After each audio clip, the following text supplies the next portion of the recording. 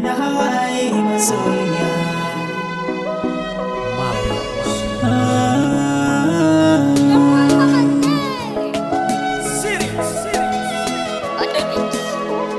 Adabi saraki ne.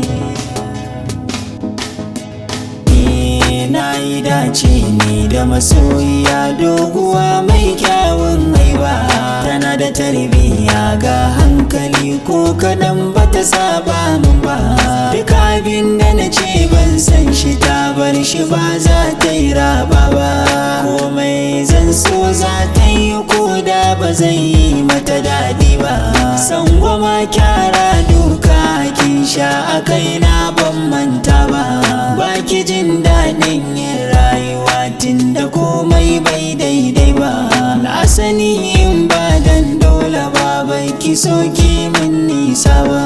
Kin ji tausayi nawa a rayuwa kin yi kuka ba karya ba.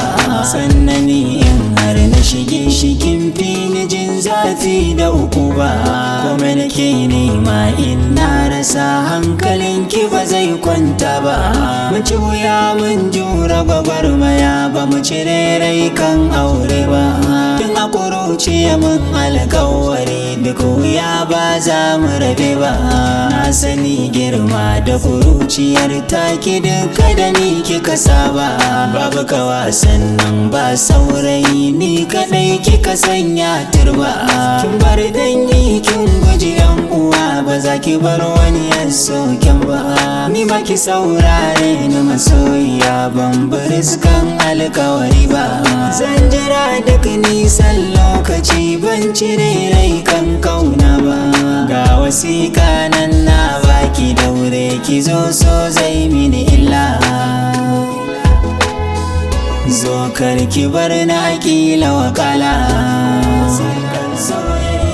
Ban so na ganki kina yin kwalla. Zan iske inda kike watakila. Ba so na raina na yi nisa ba. Jabar kauna ni ma da sanki nake kwana.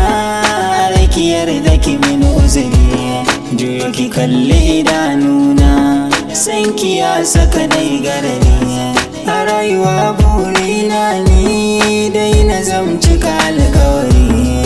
Da na sauya na rami sanki ne ya yi min siri.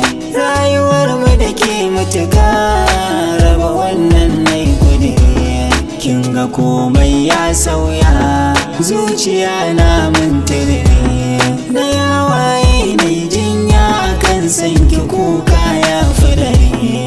Mai tunani na yi nazari ya zan da wannan al'amari. Al'amari ya saka ni cikin hadari. Ga hadarin ya zaman ciwo a gari. Yau a gari na zama kamar wani tantabari. Jiki ya hau bari su ya sakan mari. Ni ba ni jin bari zaki mun fari. Na yi jinkiri zan jiga ta rayuwa ke nake marari. Ke nake marari. Ke nake marari. Ke nake marari.